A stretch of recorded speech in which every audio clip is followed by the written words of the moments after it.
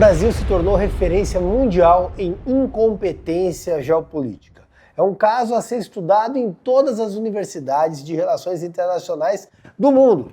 Afinal de contas, de país respeitado, foi elevado, ou melhor, reduzido ao papel de anão diplomático. Uma sucessão de erros crassos, de caneladas, de tropeços, arrobos autoritários, alinhamentos ideológicos.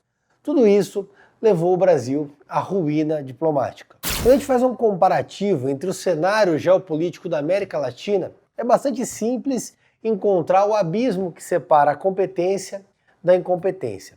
De um lado nós temos a Argentina, que vinha quebrada por décadas e décadas de kirchnerismo. Agora presidida por Javier Milei, um libertário que se tornou exemplo de eficiência de gestão. Acabou com a inflação e colocou em pouco tempo a Argentina nos trilhos. De outro lado, nós temos o Brasil, que era a potência econômica e geopolítica da América Latina, mas que, por uma escolha errada nas eleições de 2022, colocou um descondenado na cadeira presidencial e o país foi elevado à posição de bobo da corte mundial. O alinhamento ideológico brasileiro com ditaduras, a posição firme e errada do Brasil no anti-americanismo levou o país a sofrer uma sanção do Donald Trump.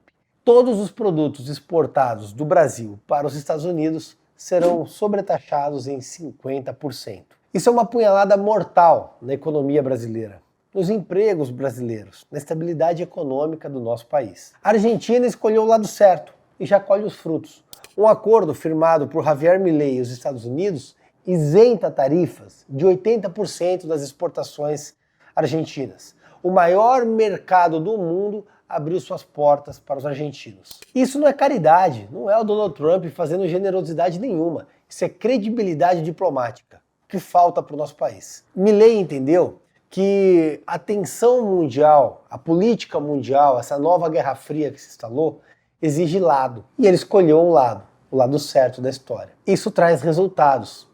Direito e acesso privilegiado ao maior mercado consumidor do mundo. O Brasil, por sua vez, escolheu o lado errado da história e foi punido. E não foi por acaso. A taxação em 50% do valor de todos os produtos exportados do Brasil para os Estados Unidos é o fechamento das portas do mercado americano. É o resultado da deterioração constante da relação entre Brasil e Estados Unidos. E vamos ser muito francos.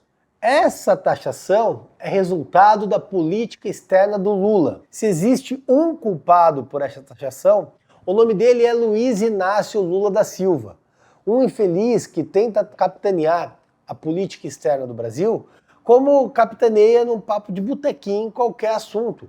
Lembra que ele disse, inclusive, que faria isso, ia botar o Putin e o Zelensky numa mesa de boteco, tomar uma cervejinha e resolver o problema. A razão dessa guerra, por tudo que eu compreendo, que eu leio e que eu escuto, seria resolvido aqui no Brasil, numa mesa tomando cerveja. A questão é que diplomacia não se faz em mesa de boteco.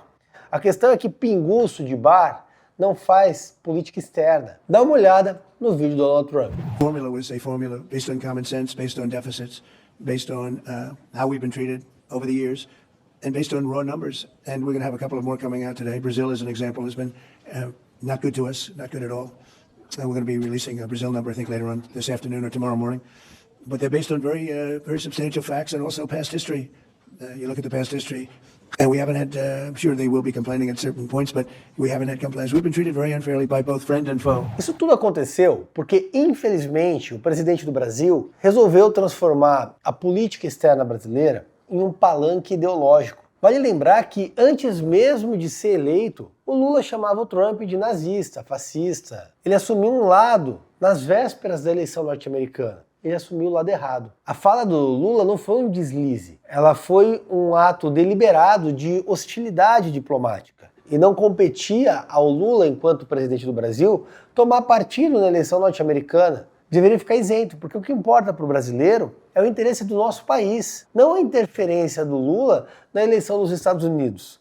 Até porque isso é apenas um arrobo de arrogância do Lula ao imaginar que teria alguma capacidade de interferir na eleição da maior democracia do do mundo. O Lula simplesmente conseguiu romper as relações institucionais com o candidato que ganhou a eleição norte-americana. E antes que digam que é fake news ou qualquer outra coisa, porque eu não sofro a censura, tá aqui, ó, na Gazeta do Povo. Lula diz torcer por Câmara nos Estados Unidos contra a suposta volta de fascismo e nazismo. É a velha narrativa do fascismo e nazismo que eles tentam emplacar em todas as eleições. Mas não para por aí. O Lula autorizou que navios de guerra iranianos atracassem no Rio de Janeiro. E aí ele desafiou publicamente a política de segurança do Atlântico Sul, que não permitia esse tipo de atracagem.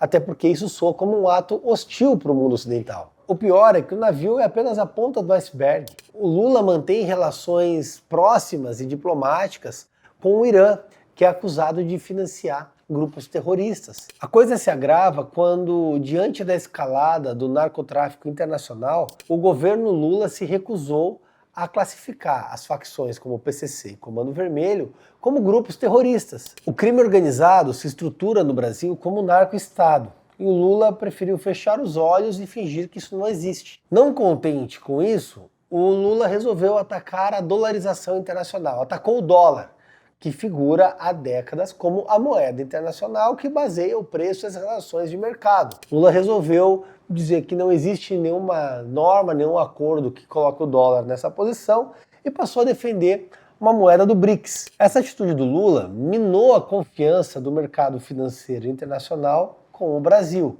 desvalorizou ainda mais a nossa moeda e colocou o nosso país na condição de palhaço internacional. E o Lula se tornou o palhaço mundial, que afinal de contas atacou a ordem econômica vigente. O resultado do discurso do Lula, atacando o dólar e defendendo a moeda do BRICS, foi uma fala do Donald Trump, que respondeu imediatamente, dizendo que anunciaria um pacote tarifário como sanção aos países do BRICS. O Lula atacou o dólar na terça. O Trump impôs a tarifa na quarta. Esse é o liame que tem que ser feito. E não foi por falta de aviso. Isso não foi da noite para o dia. Desde novembro de 2024, Donald Trump vem avisando que adotará medidas e sanções contra os países do BRICS. E isso não é por conta do BRICS, é por conta da ideia imposta por esse grupo de malucos que era rivalizar com o dólar. Inclusive o Donald Trump chegou a apresentar uma ameaça de tarifa de 100% caso o dólar viesse a ser substituído. E aí o que aconteceu? Quando o Lula foi questionado sobre isso e sobre a nota do Trump, a resposta veio da Janja. Ela disse, esses vira-latas. Coloca a Janja aí. Presidente. Trump disse que vai anunciar a tarifa contra o Brasil.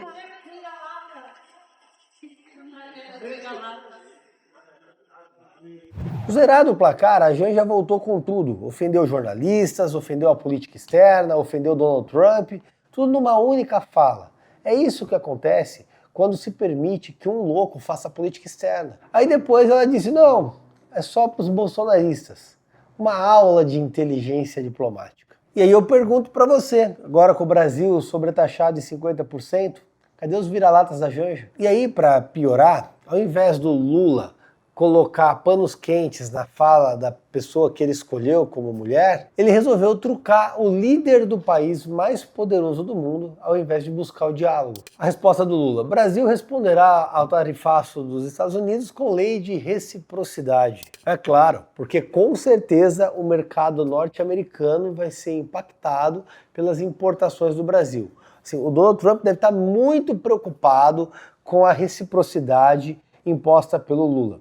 E aí o Lula lançou a sua principal carta. Cacique Cobra Coral não vai mais fazer dança da chuva para os Estados Unidos.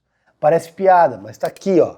Saiu no O Globo. Por conta do tarifaço norte-americano, o cacique Cobra Coral, que eu nunca ouvi falar, eu imagino que você também não, disse que não vai mais fazer ajuda climática para os Estados Unidos. Porque os Estados Unidos é assim, enquanto os indígenas deles têm cassino, prosperam, ficam ricos, aí eles importam o nosso grande cacique Cobra Coral para fazer dança da chuva. E aí agora, com certeza, o Donald Trump vai voltar atrás porque ele precisa da dança da chuva. Enfim, a diplomacia brasileira é uma verdadeira piada. E o Brasil já conseguiu a proeza de ficar atrás da Índia em termos de saneamento básico. E agora tem o respeito internacional do Camboja. E o interessante é que o Brasil enfrenta a maior tarifa entre todos os países sancionados. Por exemplo, a África do Sul, a Argélia e a Bósnia receberam 30%. O Camboja, 36%, Bangladesh, 35%, e o Brasil, incríveis 50% de sobretaxa. Enquanto o Milei segue abrindo portas, o Lula tem as portas trancadas na sua cara. A questão é que não é o Lula que vai pagar a conta. Seremos nós, brasileiros, que temos pouco mais de um ano para nos livrar desse encosto e a sua primeira-dama de uma vez por todas.